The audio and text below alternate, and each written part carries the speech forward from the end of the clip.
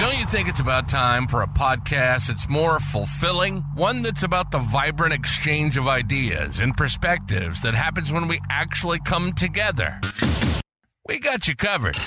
Welcome to the DeepBlu Project, where the depths of conversation meet the waves of personal experience. This is a real, raw, and unscripted show about everything from leadership lessons to self-awareness, wellness, and the latest current events. We cover it all.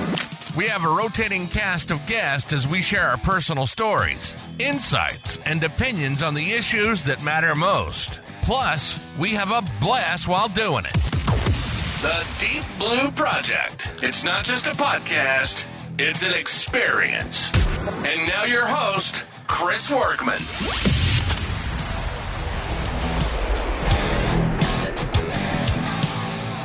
All right, everybody, welcome to this episode of the DeepBlu Project. I'm going to call this our holiday episode. This is the first time we've done this, and so I have chose to bring my two homies, my two comrades here with us to kick this holiday edition off and be ready, because I don't know where this is going to go. So, Matt, Todd, welcome, guys. What's going on? Oh, living the dream up here, Chris. Thanks for having me. I appreciate it. Yeah, Chris, thanks for having me. There's snow on the ground in Colorado. Oh, so you two got the snow. I ain't got squat. I got rain and wind. Crap. I got wind. I got to come visit you guys so I can get snow in my life. I'd rather come visit you and get rid of the snow. Yeah, Todd's got like 4 feet of snow. Yeah. I guess I'd believe the people that don't have the snow want the snow until they have it all the time. Like Todd, you got to be. I'd like to never see it again, to be honest with you. I want to hear about your trip through the snow back home. It wasn't. Yeah. It wasn't bad. I mean, honestly, we spent. Well, first of all, happy Thanksgiving, happy belated Thanksgiving to you guys. I mean, I know we spoke, but I hope it was surrounded by family and loved ones. You both deserve that. We went to the Knoxville, Tennessee area to visit my wife's father. Ron, retired from Miami-Dade Police, good guy. They're always very gracious hosts, and there was no snow there, which was nice. And then we watched the storm come in, and I was hearing reports here about people being stuck.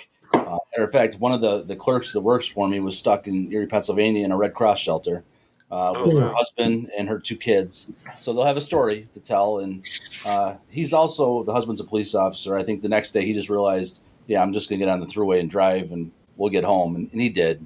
But we really didn't hit anything until we got to about Erie, Pennsylvania. So the first 10 hours of that drive was nothing. I worried that in the mountains in West Virginia we'd hit stuff, but it wasn't bad at all.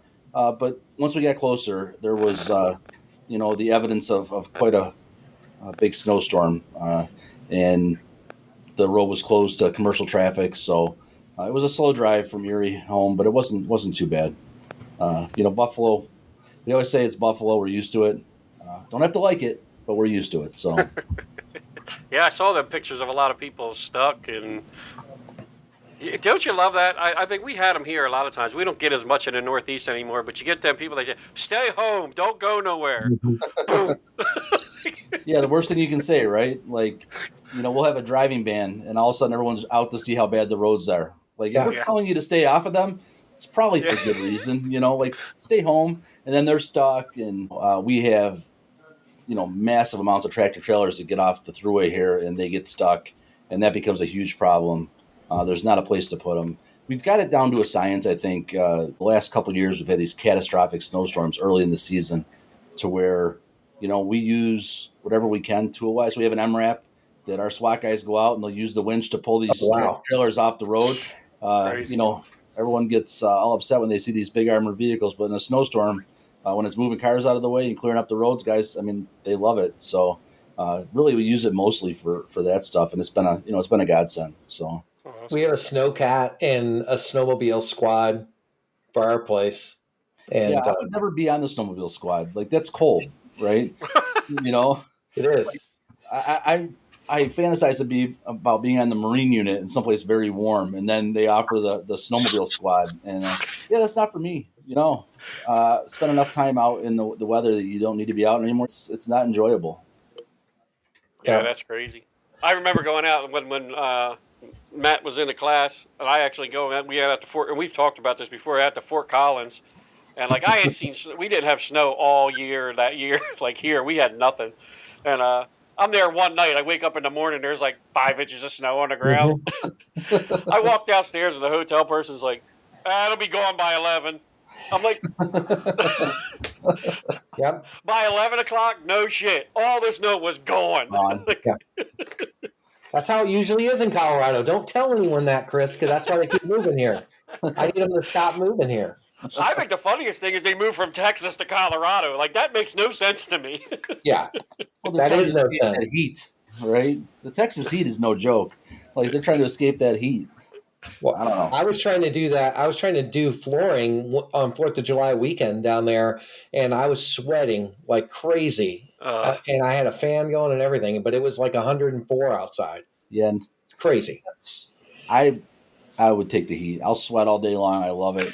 I have this incredible hatred for cold weather, but I live in Buffalo, so That makes a lot of sense. yeah, it's like self-loathing for 7 months out of the year. Well, I want to hear about Chris's trip to the football game. Oh, that was so awesome.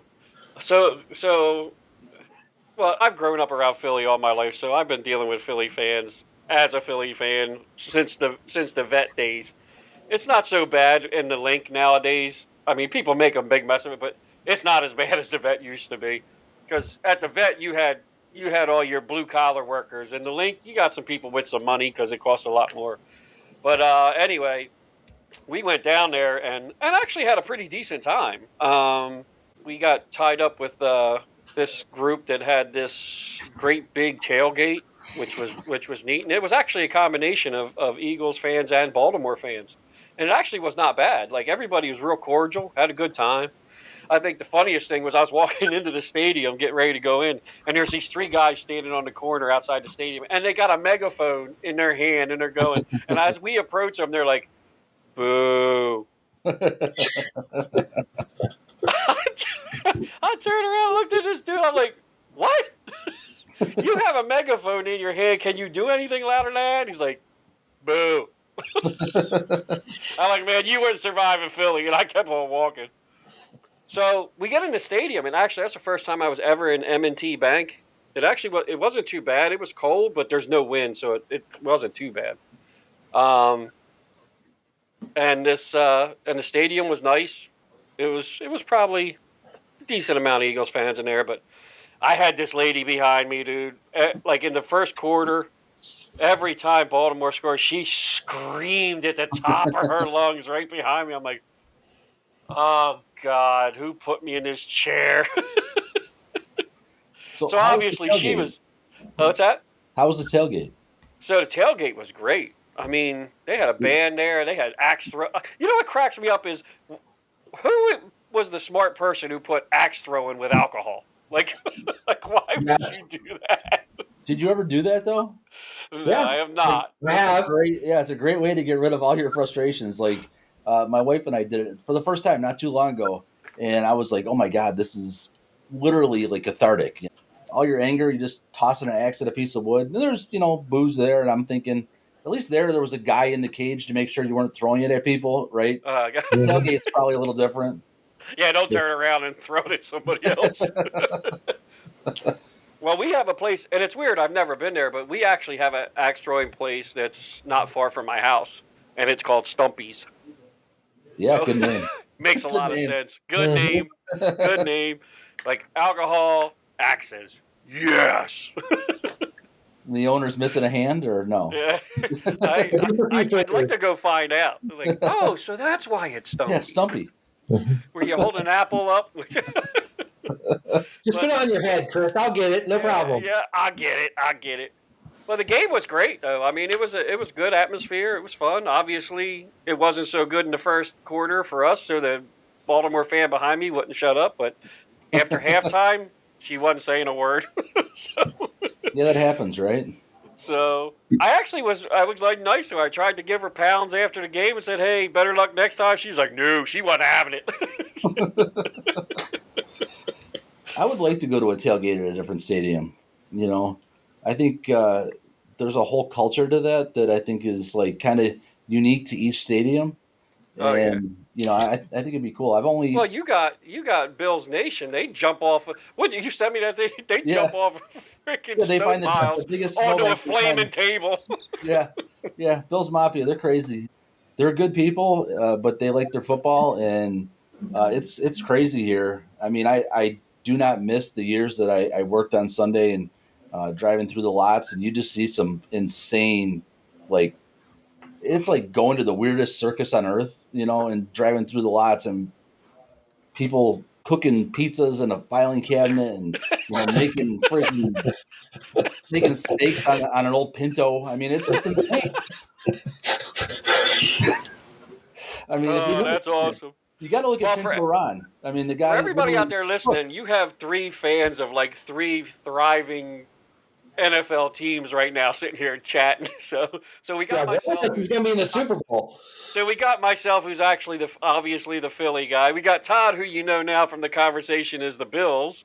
So where is Matt? From I'm Colorado. Detroit Lions. Detroit Lions, my friend. That makes so much sense, right? It does. Matt from Colorado loves Detroit. Well, I'm a Detroit fan because that's where I went to my very first NFL game, and I ran into Barry Sanders in a Kroger grocery store Oh, when Ah, I was living there. that's a great story. that is a So good he was very nice to myself and my mother, and he like talked with us for a few minutes, and he was a super nice guy. Great running awesome. back. Great running Yeah, back. very good running back. Yeah. Enjoyed Yeah. watching him. Didn't play long enough. He did not play long enough. No, but he was amazing. He was. Thurman Well, Thomas' teammate in college, Yeah. Oklahoma, right? Oklahoma State. Oklahoma State, right? Yeah. Well, the shame for Barry was that was all Detroit had when he was there. I know, right? Yeah. Like unbelievable, really. He was their lone weapon. Right. And he was amazing. I remember as a kid watching him. But it's interesting. So we always have these conversations like offline. We text each other back and forth. So you're getting a little piece of what we do just constantly, like week in and week out mostly. But just on a text message. Who would say the leadership conversation revolves around football, right? Yeah. Yeah. It's got to start somewhere. It's a commonality. So we're just warming people up. Like the people that wanted to hear about leadership, they've already tuned out of the podcast. Yeah, they're like, what the hell? It's fine. Tell me about this. Sometimes you got to give the people something else. So I would suggest that Chris, you get a helmet somewhere on your desk in your background, because Todd and I both have a helmet in our backgrounds. Yeah, but you don't. I wish I could flip my camera around. I got all sorts of stuff in here. Oh yeah, I'll go grab my motorcycle helmet and throw it there. Yeah. You should put it on. It looks like I got one on. Yeah. So we're out here today. We decided we would get together and just do what we're doing. People just have a conversation. The easiest way to put it is, I know we're a little off the rails, but this is one of those things where I look at it as this is what we do. And even though we talk about leadership and it starts with interactions. It starts with these communications. It starts with this friendship, because three guys from totally different areas have just, and when I say we talk about everything, we talk about everything. And you would never know how that got together. But that's kind of what, I don't say we promote necessarily, but that's our thing about networking and the part that we do and what we kind of preach into the things of how we all got together. It's having that networking portion. And that's a great part of that leadership journey and also that wellness journey, because you need to make connections with people. Having connections with people is how we thrive as human beings. Doesn't matter if it's your relationships in your home, doesn't matter if, your relationships with your kids, but you also need to have those relationships with people outside. And that's kind of what this is. And that's why I've brought this together for everybody today. I think the health thing, a lot of our conversations don't revolve around work, right? I mean, you and Matt were friends, and then Matt was gracious enough to bring me into a conversation, and we just kind of hit it off. And I think that no matter where you are, you're kind of all in similar circumstances. We're all going through life, right? And it's not just work that causes problems sometimes, or causes you to have to make a decision or change your course and pivot your course. So having people in your network that you can bounce that off of is greatly beneficial. I mean, I know that Matt and I talk, and sometimes we'll talk about leadership, and sometimes we'll talk about just off the wall, crazy stuff. He's sitting in Dallas Fort Worth Airport, and we're texting back and forth, right? Like, Yeah. These are things that are important, just to have people that you can bounce stuff off of in life. I think a lot of times I know for me, I have, I've sort of not embraced that networking as much as I should over some of the years, and that caused some of the toxicity that I was dealing with. But like this year on Thanksgiving, I'm sitting there on Thanksgiving morning, and I've got like a list of like 50 people on my phone that I've got to wish Happy Thanksgiving to. Absolutely. And I sat and I told somebody else, I'm like, man, how much that's a big difference from this time last year when I had texted like 10 people, Happy Thanksgiving, because my circle got a lot bigger. Sure. And, I'm not looking for validation for people, but I am gaining those relationships. And, Todd, you're one of those people that we gained over, Chris and I gained over this year. And, this time next year, who knows how many people will be on this podcast. Right, we might have four. Yeah, we could do 4, 5, 6. We might have the whole AFC covered or NFC North covered. You never know. In the NFC West, right? Yeah, but I think that's the super important thing. And like next week on Tuesday, I'm getting to meet one of my friends I've only met with online, and he was part of one of my book clubs. We're going to be in Phoenix at the same time, so we're going to get together and meet in person. And I've got to do that a bunch of times. I got to come see Chris this year when I was out there. So I got to get to Buffalo here soon when you get back from NA. But I'm just super excited about what 2025 is going to look like, because 2024 has been very unexpected. Yeah. I think I'm speaking for Chris too. I think it's been very unexpected about what we've been able to do and build ourselves up and be better human beings. I think a lot of us, kind of took a great leap forward in 24, and it's definitely something to be thankful for. And I'm looking forward to 25. I mean, there's a lot that's happening next year, and a lot for all three of us. And I think that 24 was good, and hopefully 25 is better. Yeah, I echo so much what Matt's saying. If we look back to this last year and the way it started, and to kind of where we're at now, from July on, when we started DeepBlu project, when we started getting into really ramping up the things that we were doing, it's grown so big so fast. And what I mean by growing so big, because everybody wants me to quantify it, right? I get asked so many times, well, how many people listening? You know what? I don't know. I don't go back and check all that. I you know what? If it's one, great. If it's 100, great. It's not about that. I said, but the connections and having the opportunities to talk with all these different people and get these different perspectives and learn all the things they've been doing. Man, I was talking about this with Jason Palomera the other day when I had him on, which will be coming out soon. Which you'll probably have already heard this before you hear this, but anyway. But I had mentioned that to him, going, the people that I have just met that are just genuinely nice, great people who just want to tell their story, help others, and just be authentically genuine no matter what they say to you. Yeah. And you don't believe there's that many people out there until you start bringing them in and embracing them. That includes you two for me. Absolutely. That includes you two for me. I think Matt and I talked about something similar, where there's a lot of like-minded people that just have their story to tell. And it's interesting, and it's good to be around people that share the same passion that we do. And not all of them have to be these big name people. I think that's what the misconception is. There's only 4 or 5 people that know everything. And realistically, there's a lot of good leaders out there that are good people that have a lot inside that they're trying to get out. And I think for a lot of them, myself included, Matt and I talked about it, it's almost like nobody's paying attention because we're not these big name people. But that's okay. If you get through to one person, If one person's listening right now and they take something from our crazy talk, then awesome.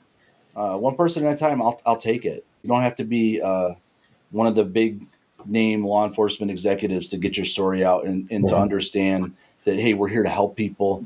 We've been through a lot. A lot of us, all three of us have been through a lot, and we're pretty open about it. And I think that if somebody wants to reach out and have a discussion about what they're going through, if we can help them, I think that's what this is all about.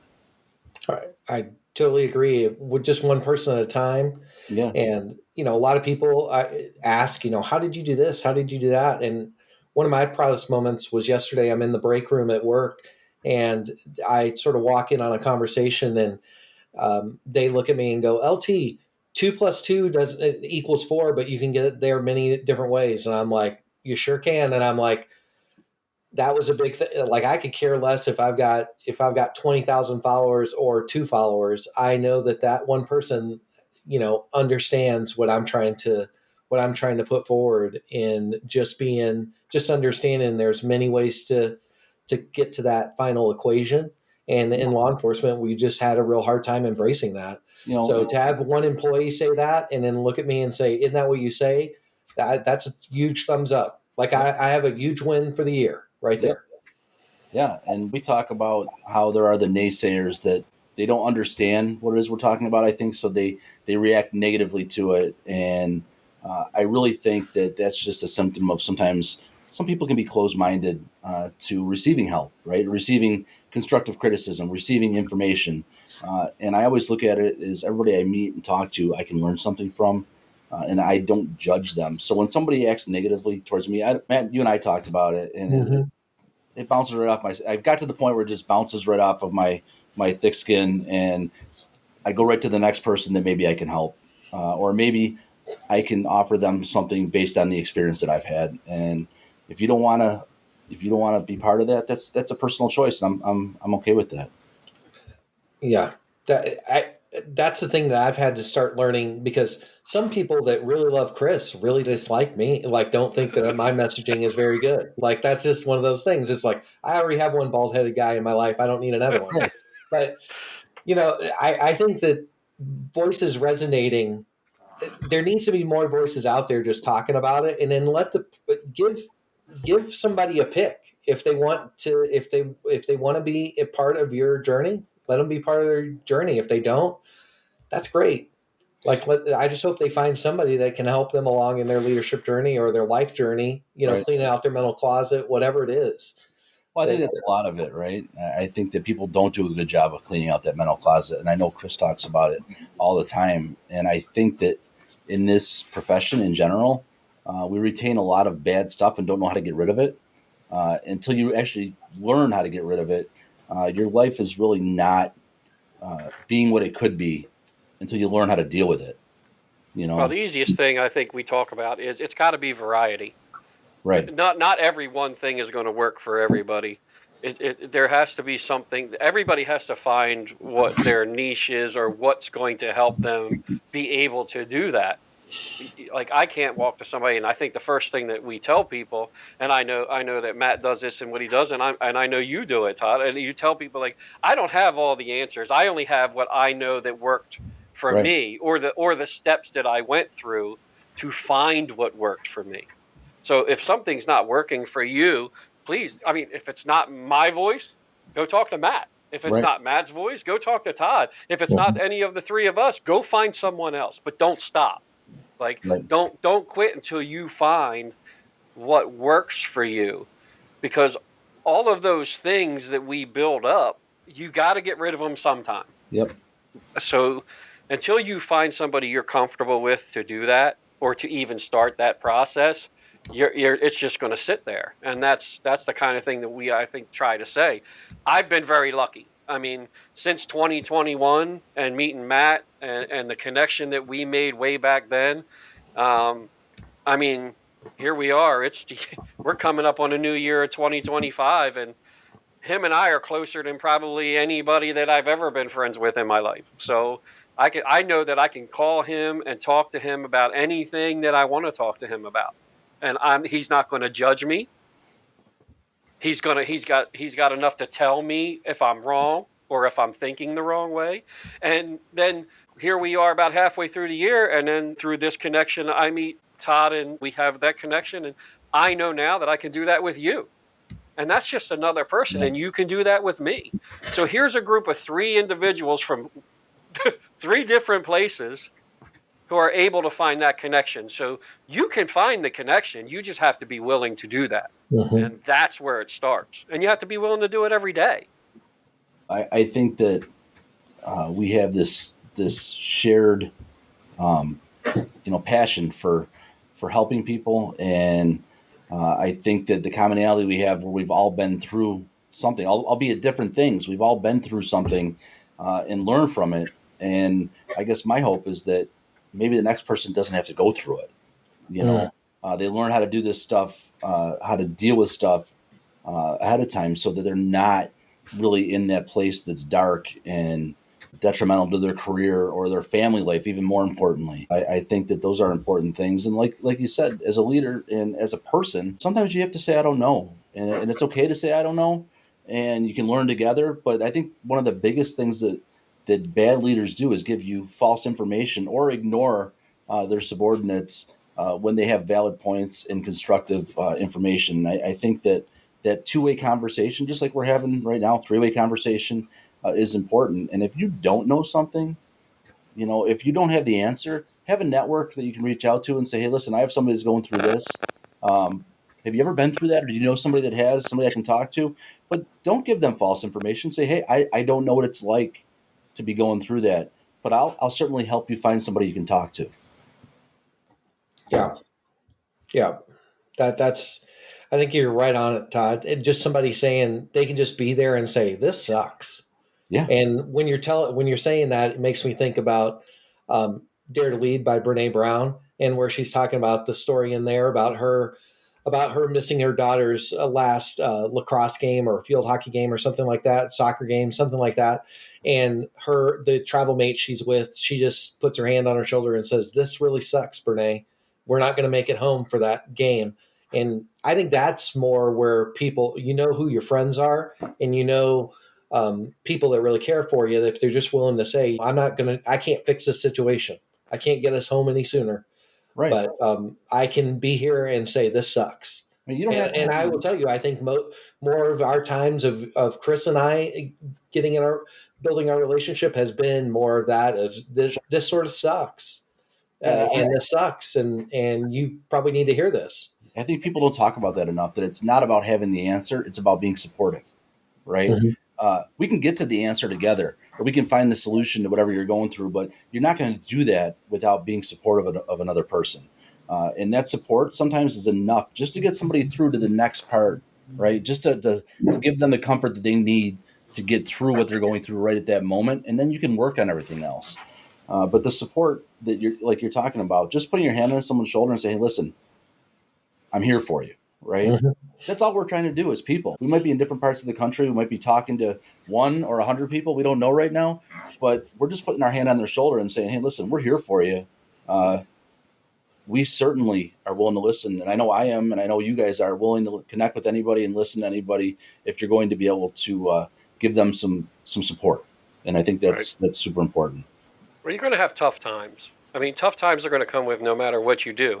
And I hope Matt doesn't mind me saying this, but he's trying to build this true bold. He's put a lot of work into that. Sure. It's something that he does well, and he's working very hard at it. And we try to do our things that we're doing, but it's not always going to be like what we think we want it to be. Sometimes we're going to have to take that moment to sit back and just kind of let the meat marinate. I guess that's the Right. easiest way to say it. They're going to find you when they need what works for them. I think that's where I get to saying to you guys, we found that with this 3 people, like Sure. people are going to find that. Like it's Mhm. going to happen. And sometimes I think we all, through our own feelings and are wanting to be, I don't want to say successful. I don't think that's the right word for it. I mean, I think we want to be able to help others. And I think that's what we strive to do. And we want to try to quantify that. Todd said something to me a couple of days ago when we were talking about something. It's, you may not know what's going on, but people are watching and people are listening. And while you may not be seeing it right now, why Matt might not be seeing it right now, why I might not be seeing, there's people out there who are definitely know who Matt Davis is. There's definitely people out there who know Todd Ehret is. Like, they know who you are. They know what you're doing. It just not might be as apparent to you as it is to me, because I know who's saying their names because I say them all the time, and they go, "Yeah, I know that guy." Right. You talked about the connective network, right? You talked to Mike Slocum, right? And that's just just going to a Alita class that he hosted. It wasn't even in the class. And I have immense respect for him and the things he's doing in Paynesville, Ohio. But that network, like you said, people are paying attention, right? You can say, "Hey, I know so-and-so," and somebody is going to say, "Oh yeah, I connected with that guy. I had a conversation with that guy," and come away from it and be like, that was productive. And we're three guys, and that's really all we are, right? Right. And I think that there's importance in having those connections. Just somebody, like you said, you can bounce something off of, and it's just not work. Sometimes, more often than not, it's life. Yeah. Right? I mean, work just gets in the way of life sometimes, but I know I can come home from work frustrated. That's work. It's when you can't get rid of that and it's carrying over into your life that is the problem. And that's, life can be difficult, like you said. And if you can't find a way to kind of deal with the situation in a healthy manner, because, we all know cops have historically done this unhealthy way of dealing with stress and trauma, and we all have been there. But we're here to tell you that maybe there's a better way to do that, and connect with people, have that human interaction, have people that are willing to listen to you. I mean, I will sit on the phone with anybody or talk to them online with anybody and listen to what they're going through. And I might not be able to help you, but I will certainly offer that support. And I know that you guys will as well. And that's maybe what this is all kind of turning into, is we're here for people, the same way that, Matt's been there for me. Chris has been there for me. And I'm at a point in my life where my career's went pretty well. I'm pretty satisfied with where I am. It's really not about being successful to me anymore. It's about helping people. And I say that with the utmost sincerity. And people will say, "Oh, you want this, you want that." Well, I always want to better myself, right? I wanted to go back and get a master's degree. I wanted to go to the National Academy. So that's about to become a better leader overall, or a more educated person. But the person that I am as Todd, I think I'm pretty happy with that. And that takes a lot of work to get to where it's not about success anymore. It's about helping. And I think that that's what we all three have in common, is we're really intent on helping other people. And I think that that's kind of what binds us together. And the base of what we are as three people, we all have that in common. And hopefully what people get out of this is that, hey, we found each other in all different manners, and we are in contact constantly. But everybody else can do the same thing. And certainly I think we're all willing to listen to anybody.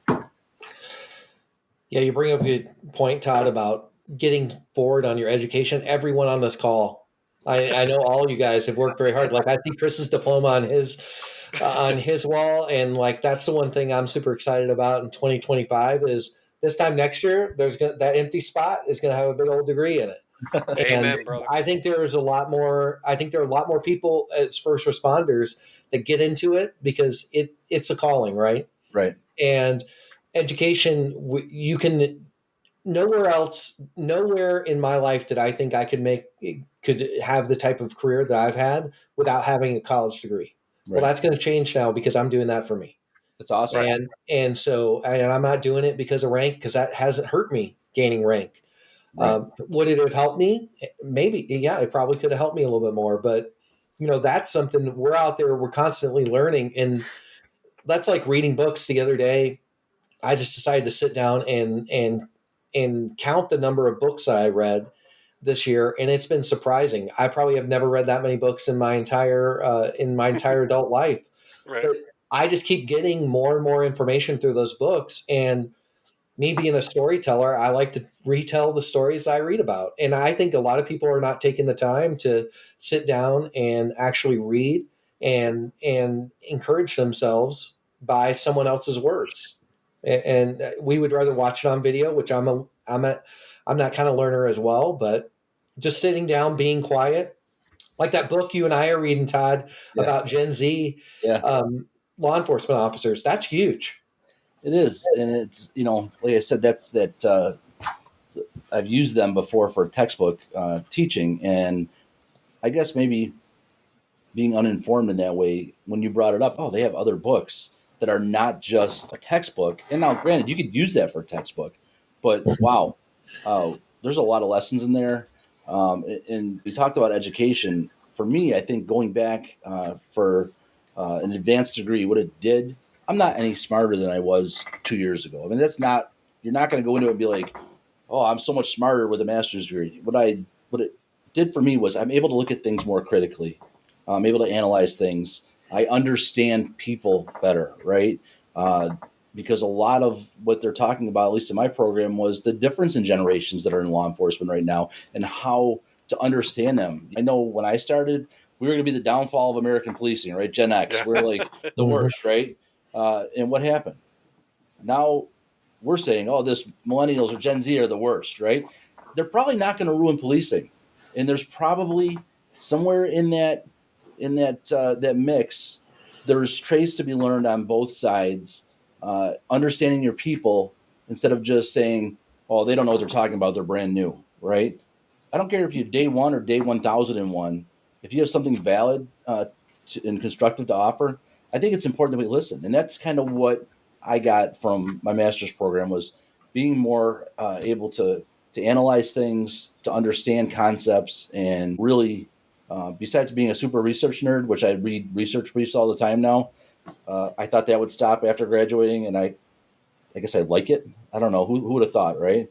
But certainly I'm able to look at people individually and say, okay, they probably have something to offer here, and it's important that we listen. And I think that that's lost a lot of times, especially in the upper levels of policing. You think you know everything, and you probably don't. I think you become a knowledge junkie once you start doing that. Because you figure that when you can look at things in that way, and I was the same way. Like I graduated high school. I didn't get my associate's degree till I was already a chief. I didn't get my bachelor's till I was already a chief. And people say, "Well, why are you doing that? You're already a chief." I'm not doing it I'm doing it for me. Right. I mean, there's nothing, and I think I want to go back to something that Todd started to say. Like, yeah, we want to help others, but there's still nothing wrong for doing things for you. Like, you need to do things for you first before you could do them for anybody else. And the hardest part about this career, when we all got into it, and I'm going to get into, the millennials and what's coming in now, but you can't blame them, and I'll get to that because they're our kids. Like, we can't blame them. So, but we're doing that ourselves. Like, we're trying to do this now and get people to understand, like, you need to start thinking about yourself, because we put so much into this career. We've lost relationships. We've lost parts of our lives. We've lost parts of our kids' lives because we were so dedicated to this job. Right. And I'm not going to say that it wasn't rewarding. I love my job. I love my job every day. I would not go back and change anything. But what I would change is taking care of myself and my family as part of that, and not putting it all into the career. Because I think that if I'd have done that, it would have been a lot more of a successful and more fulfilling career. Sure. Earlier than it is now.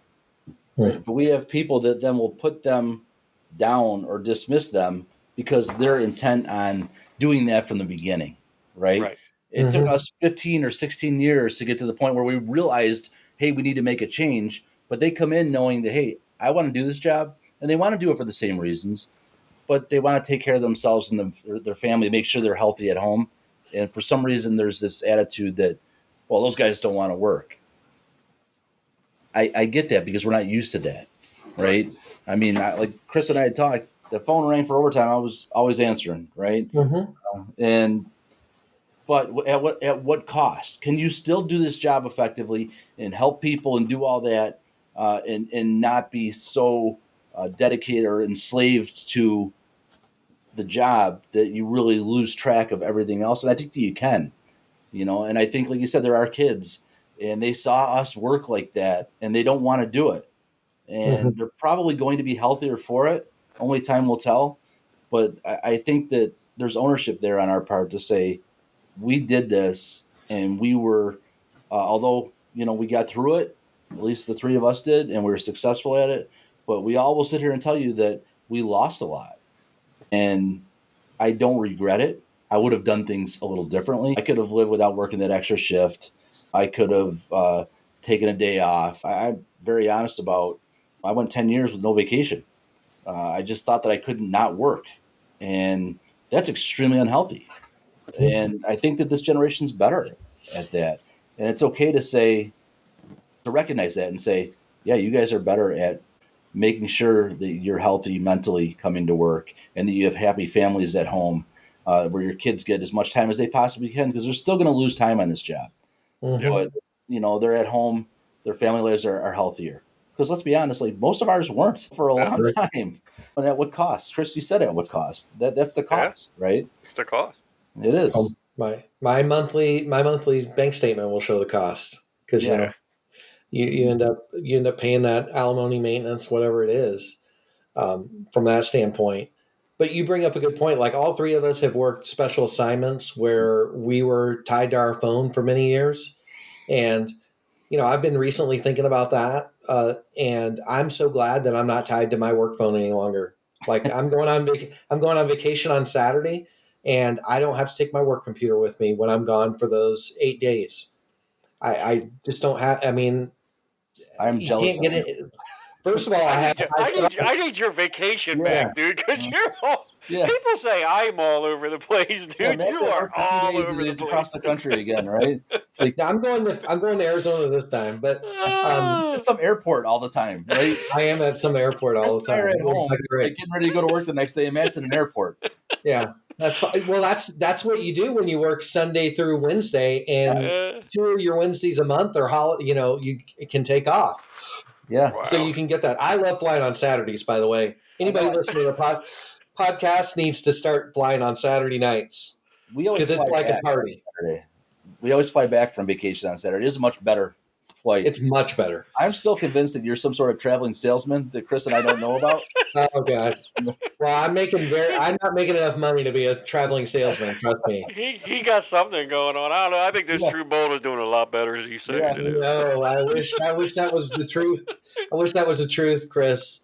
So I got to share this with the audience, because I think this is funny, and I cracked up the other day because I wake up. So we're having this conversation, the three of us, and I'm not going to get into the conversation because it could be anything. But we start this conversation between the three of us, and I'm like, we get into late at night, and I go to sleep. So I wake up the next morning, and there's like 30 more messages that these two were going at it, and I'm like, wow, man, I like totally lost the whole night. I had to catch up and answer in the morning.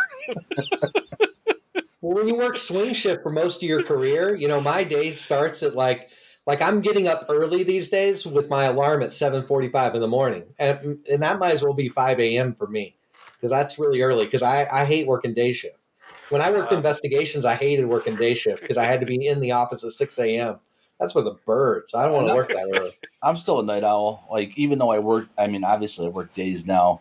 Like, my wife will go to bed, and I'm up watching TV.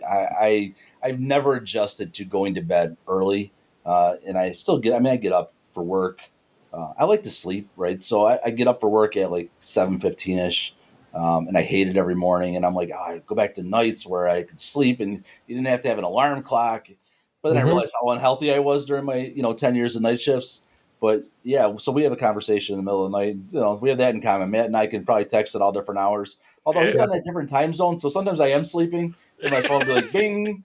And maybe I should change my 30-minute meetings I offer to people. Maybe I should change that to like starting at 10 o'clock at night and just see if they can fill up till midnight. I might get some more night owl clients that way. Trust me, there's a lot of people at night that could use your advice. Yeah, get them insomniacs. Yeah. I could just flip my thing. I could be the nighttime leadership guy. It's like I'm getting older. My ass is in bed at like 9:30. I will tell you, Chris, it does seem like over the last few years, that time that I can call you has been getting earlier, late. It's all that like cheap stress.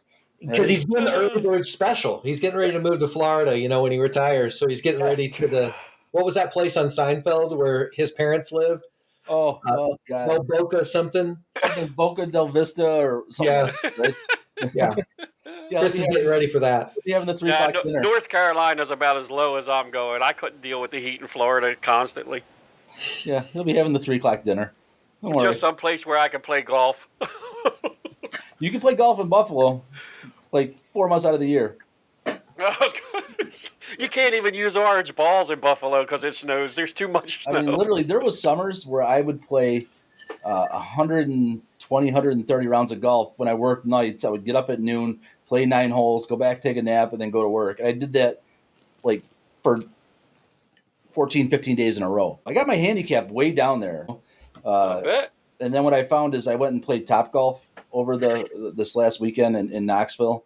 Mm-hmm. And I'm good at hitting the targets. And I'm like, oh, this would be easy. Then they put up the Angry Birds game on Top Golf, and you don't really have to be a golfer, right? So my wife who hits the ball, okay, and my mother-in-law who's hitting the ball along the ground are knocking over the buildings, and I'm shooting the ball over the buildings, and I'm losing, right? Yeah. It's a big ego deflator.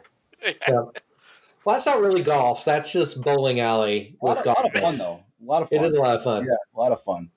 Well, maybe that should be on the DeepBlu projects list for 2025. That there's a DeepBlu project golf tournament, golf outing. Yeah.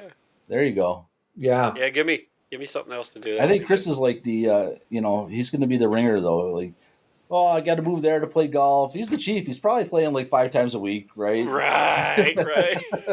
He's still in recovery mode from his surgery. He's not quite back to 100%.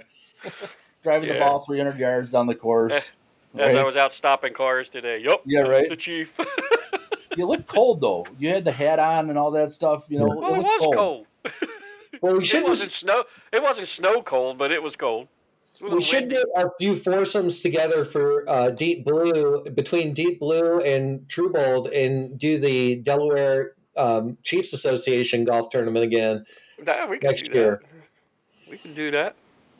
There's enough around here. You can just guys come up. We can again. Well, that's something we'll have to do when we go visit Todd after he gets out of the NA. We'll have to. Yes. Because I can drive there. I'll put the clubs in the car and take them with me. Yeah. Matt will be in some airport ambassador lounge somewhere with this club, probably. with frequent flyer points. Yeah, gold card. I used up the rest of my frequent flyer points yesterday when I bought my tickets for New Year's. So I'm in 0 points on my Southwest right now, unfortunately. Jeez, I don't know what you're going to do. I don't know what I'm going to do. I would tell everybody not to fly Frontier. That would be my advertisement. The Fight Club of the Skies, just stay off of it. Hopefully your carry-on fits in that little thing they put it in. Otherwise, you're in trouble. Oh, yeah. The employees get paid $10 every time they bust somebody out of the line. Oh, yeah. That thing seems to get smaller and smaller every time you walk up to it. Motivational approach. It's like that big. I'm going to bring my oversized wallet. It's basically a clutch purse, right, that you can put in there. Yeah. That's about it. My crossbody. Listen, I can appreciate that because when I fly, I hate the person that gets on that has like the carry-on with like 4 bags strapped on top of it. Oh, yeah. And, being a very detail-oriented person, I'm always pointing out, honey, that shouldn't be allowed. That shouldn't be allowed on the plane, right? Whatever. What happened here? You shut yourself off. Probably. Yeah. So you don't talk about your wife. She shuts that stuff off now. It's done. Your interview is done. She hit the stop button. Correct. Yeah. Let's try that. I can't see you, but we can hear you still. We can hear you. Well, I think people that I appreciate you guys, man, more than you can say. I am so happy that you joined me for this. I think we're going to call this the holiday edition. Disappeared. I disappeared. You guys cut me off, right? Blacked me I can out. still hear you. Yeah, we can hear you. Yeah, you just don't want to see me, right? Because I'm not bald with glasses. Your voice, your whole thing went away. What's going on with your camera, dude? I can't even bring you back. I don't know. I am a lot of things. I'm not, tech savvy guy. Technically, Yeah. technologically savvy. Maybe the town's streaming service just cut you off. Oh, now he's completely gone. Yeah, we'll give him a minute to see if he All pops right, back cool. in. Oh, He'll goodness. be back. So, what do you think tonight's going to be? I know everybody's going to hear this afterwards, but we're taping this or recording this on a Thursday when the Detroit Lions are going to be facing the Packers tonight. So, I'm all in on the Detroit Lions. We're gonna do it. welcome back. Are you there? He might be. I think the town forgot their internet to pay their internet. He might be coming back. Yeah, I can see things popping, but it's not happening. We Uh, lost him. Oh, I heard him for a second. can you hear me? Yeah. I can hear you. We just can't see you, but I can hear you. I hear all the stuff about not paying for the internet, and the true fact is that I don't think the building I'm in actually has Wi-Fi. So we're hardline here, because of the it could be the weather, to be honest with you. I have short sleeves on, and I'm sitting in a warm office, dreading going outside. So, how far do you got to go to home? oh, it's like 4 or 5 minutes. Oh God, that'd be bad. Yeah, You're gonna get cold and be right back out and be cold again, and then you'll be in your nice toasty warm house. Yeah. Can you get your lieutenant to go out and start your car before you leave? Yeah, they'll laugh at me. They'll laugh at me. Yeah, sure, boss. So I was trying to get when we lost you. I was trying to get Matt to give his prediction, and I kind of caveated to everybody that this is the Thursday that the Lions are playing the Packers. So Matt's got to give us his prediction for tonight. My prediction is we will win by 3 points. There you go. Okay. Hopefully they don't know how to manage their timeouts like Chicago.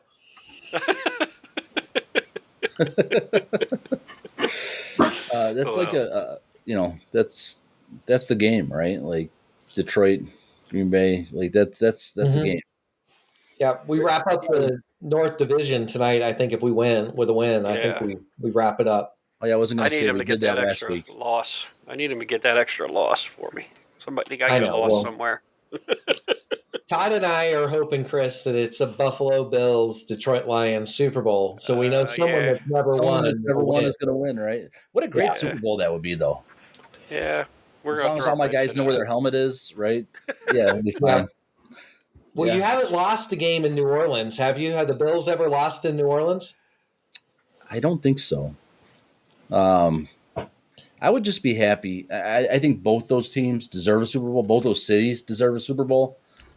So even though we'll probably lose, because that's what we do in Super Bowls, I would be very happy, that it was Detroit. If it was not us, I would prefer it to be Detroit. So, I always thought that like for a long time, our three teams were the long-suffering, non-Super Bowl winning teams.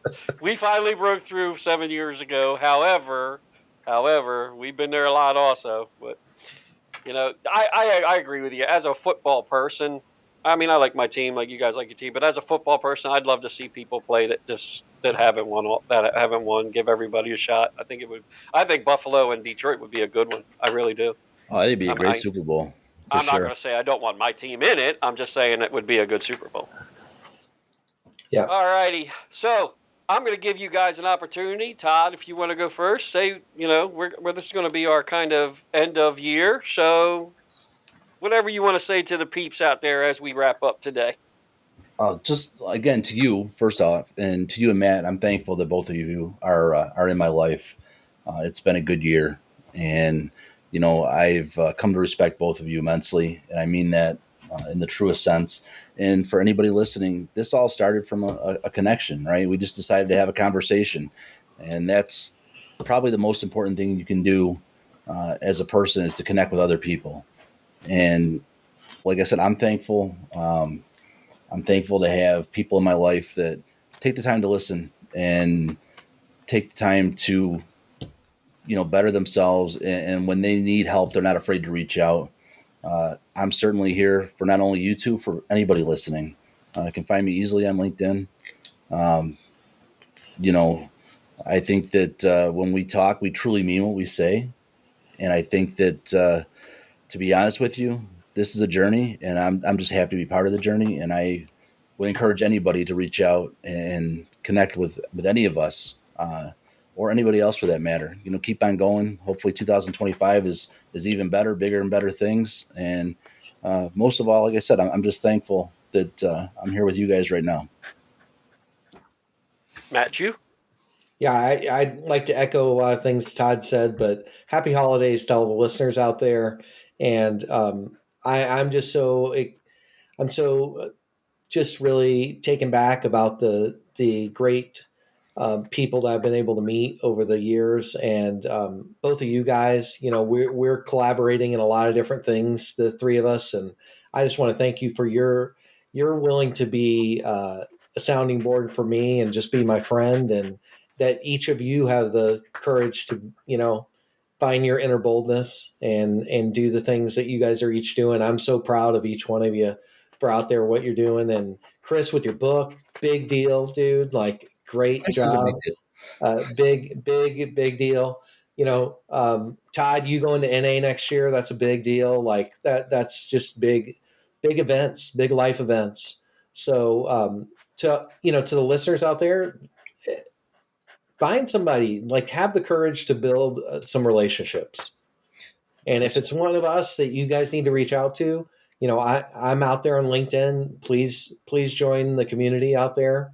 There will be other events that are going to be putting on.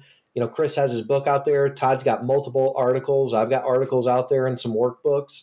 We would love for you to use some of our resources, because we're just trying to share a little bit of our knowledge. And like Chris said before, we don't have all the answers, but we do have the time to listen as our schedules allow. And we just really enjoy networking with other people out there. They're trying to find their inner boldness and be that person they always wanted to be, because that's what we're trying to do now.